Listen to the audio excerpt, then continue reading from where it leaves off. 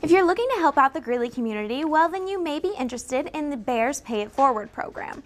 UNC students and faculty can chip in by helping clean Greeley's parks, alleys, and yards this Saturday at 9 a.m., lasting until noon. And I'm Kristen Skopelich. Alcohol Awareness Week is an annual opportunity for students to come together and create awareness against the harms of alcohol. Guest speaker Jake Bazowski kicked off the week talking to students about the issues of alcohol consumption at college campuses. On the Tuesday, students shared artistic graphic displays at the UC. The art reflected the negative effects on alcohol on students' lives. On Wednesday, the art became live. The displays reminded students how to party safely and to watch out for their friends. There's no event today due to the Women's Conference, but this week will wrap up tomorrow with Ruth the Truth Fairy's costume contest at the UC. Thanks, Paul. Coming up after the break, we'll tell you about a UNC student who put his college career on hold to live out his dreams. Greeley voters will decide whether the city's current mayor deserves another term in this fall's city election. That's just one of several local races that are up for grabs. Incumbent Mayor Tom Norton is running for another 4-year term. His opponent is local community organizer Priscilla Resendez. 3 Greeley City Council seats are up for election, depending on where you live. A strange building is currently being constructed in the parking lot behind Holmes. No classes will take place here. Instead, the new structure will provide electricity to all of West Campus in the future. Daniel Rodriguez and Estelle Plaguet bring us more information on the structure. On Tuesday, the Public Relations Technique class put together an event to raise awareness of the Higher Learning Commission, which will be coming to the university in spring of 2015. Students gathered on Turner Green to enjoy free food, music, and games at the Autumn Chiller. But more importantly, students were focused on creating awareness of HLC, the school's accreditation process. PR students ran a similar event last spring and plan on running events until the accreditation process begins in 2015. For more information on the HLC, go to www.unco.edu/HLC. Halloween is tomorrow night, and if you haven't still decided on what you are going to be this Hallows Eve, Bear News has you covered with our top 5 Halloween costumes of 2014. This Halloween will be sure to be one for the box office, with most of the costumes being inspired by TV shows or movies. Number 5 on our list is Maleficent, with Angelina Jolie bringing the old character to life in a whole new way in Disney's new film. This costume is sure to be a hit. Number 4 is possibly the cutest costume on our list. It's the Minions from Despicable Me. A Minion is an easy-to-make costume for all ages. Zombies have always been a popular costume idea, but with the growing popularity of the series The Walking Dead, there will be sure to be more undead than usual lurking the dark streets tomorrow night. With the recent release of the newest Teenage Mutant Ninja Turtles movie, you can be sure to see lots of these costumes out. And it looks like it will be a chilly Halloween this year, and I'm not just talking about the weather. Of course, the number 1 expected costume is Frozen characters. This is the first Halloween since the movie released and took the world by storm. An ice storm, that is. So Kristen, are you planning on dressing like any Frozen characters? I'm not actually planning on dressing as any Frozen characters, but if I was, I would definitely be Olaf. Good choice. What happens when Halloween meets the 21st century? Well, Bear News meteorologist Paul Ford shows us what spooky tricks he has up his sleeve in this week's App Wrap. Although September's floods in northern Colorado are in the past, efforts to help those affected by the devastation continue. An event on the UNC campus this week raised money and collected food for flood victims.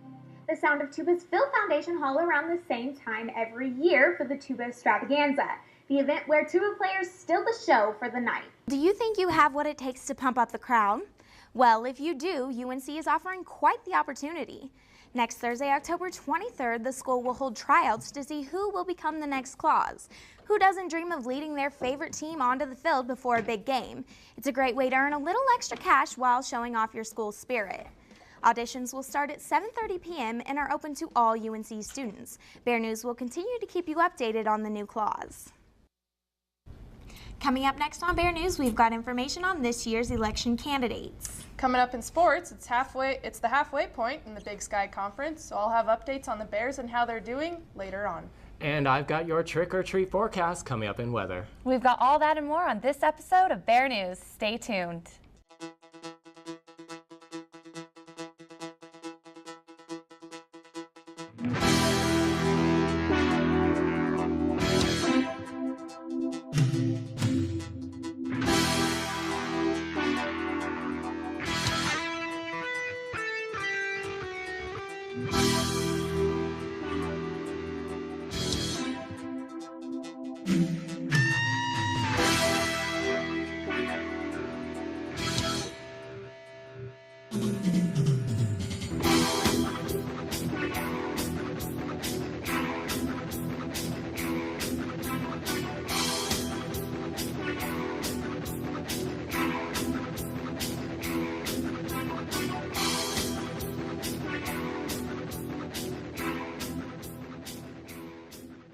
Thanks for joining us on Bear News. I'm Emily Carr. And I'm Kristen Skovalich. Greeley voters will decide whether the city's current mayor deserves another term in this fall's city election. That's just one of several local races that are up for grabs. Incumbent Mayor Tom Norton is running for another 4-year term. His opponent is local community organizer Priscilla Resendez. 3 Greeley City Council seats are up for election, depending on where you live.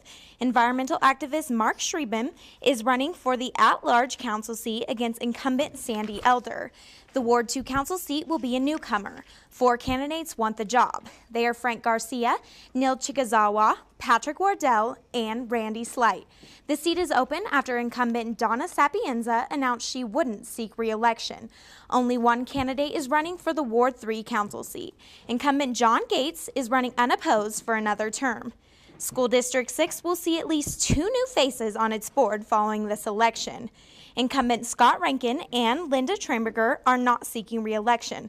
Current board members Pallery Mann and Roger DeWitt were appointed to fill unexpired terms and are seeking re-election to full 4-year terms. 6 other candidates are also seeking one of the 4 available seats. Those 6 are Stephen R. Hall, Donna L. Donnie, Ron Bretscheisen, John W. Hafeli, Logan Mahan, and Rhonda Salas. 2 seats are up for election on the Ames Community College Board of Directors.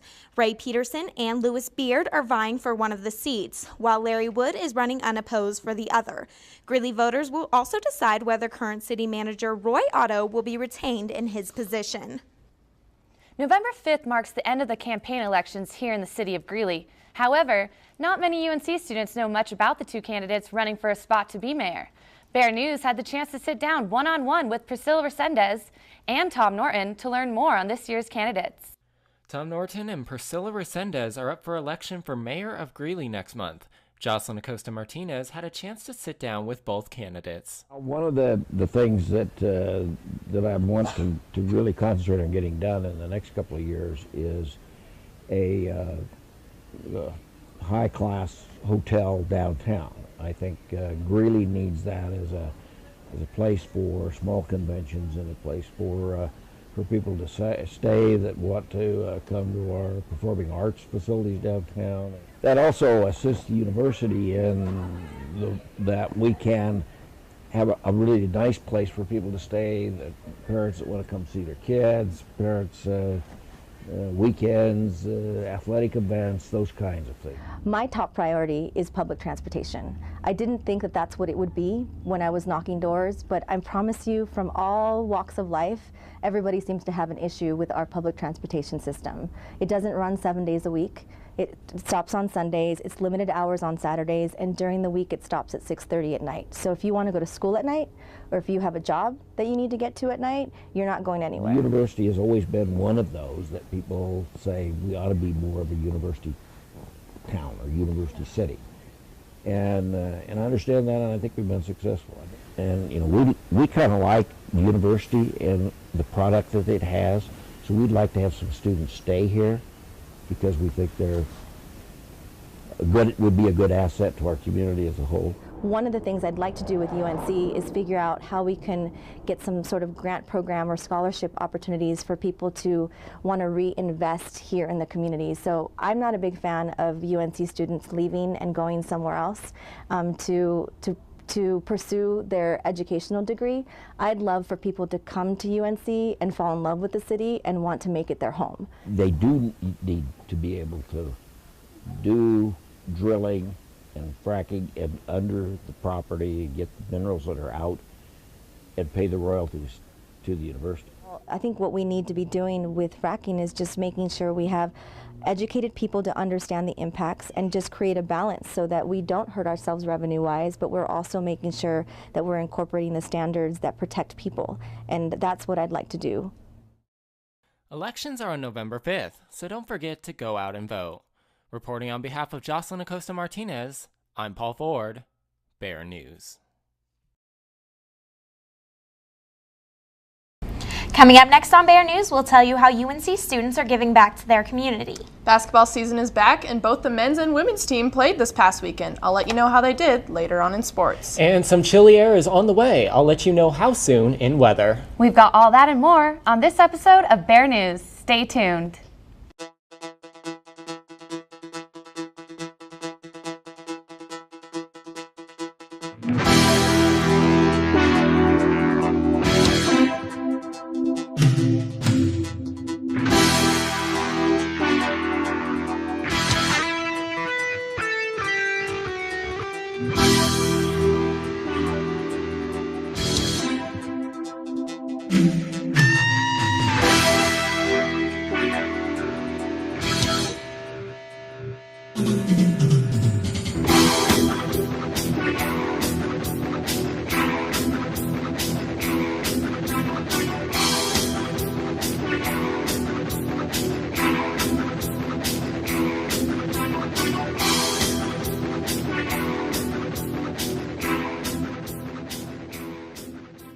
Thanks for joining us on Bear News. I'm Emily Carr. And I'm Kristen Skobelige.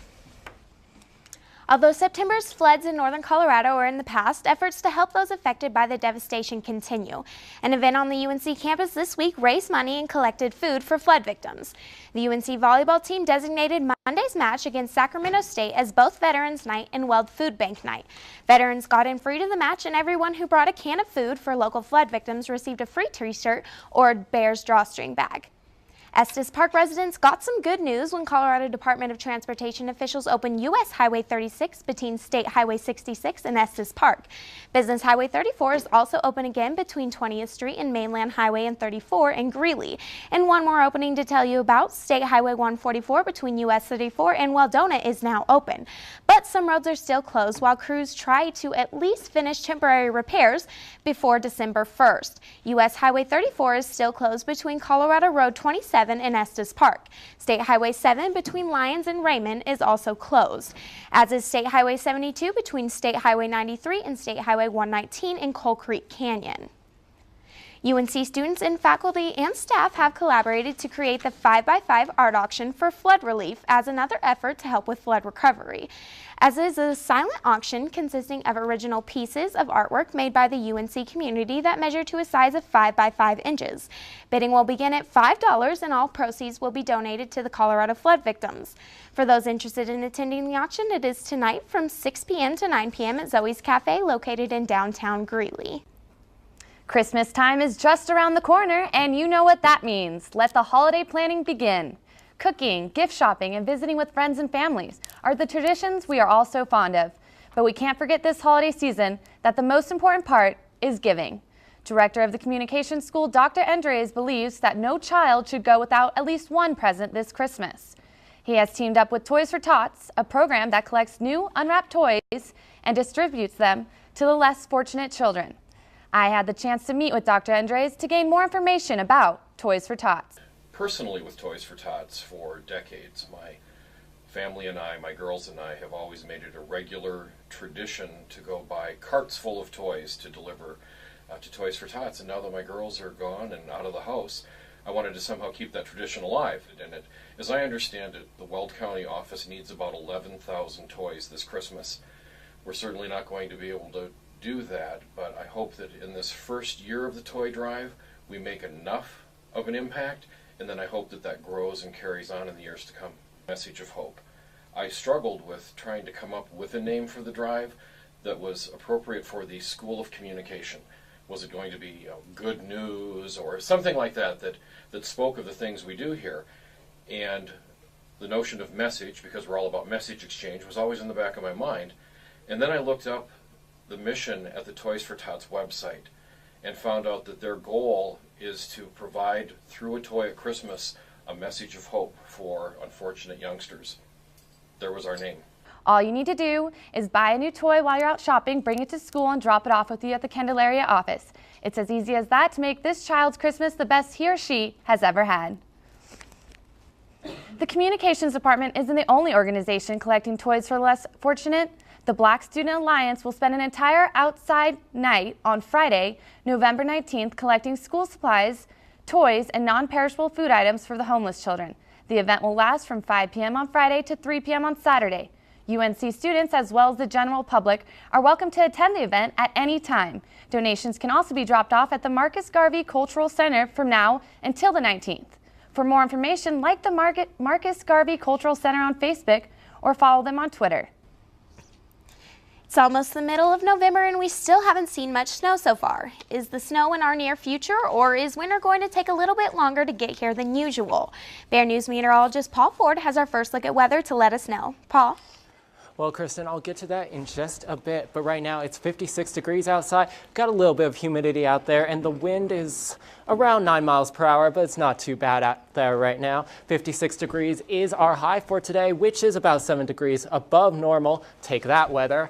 And also the low this morning was only around 42 degrees, which is about 20 degrees above our average here in Greeley. So it's pretty mild out there, and I'm quite enjoying it. But coming up, we've got some cold air incoming here to Greeley coming this weekend, and there is a chance of snow, but I'll give you all those details in about 10 minutes. Back to Kristen and Emily.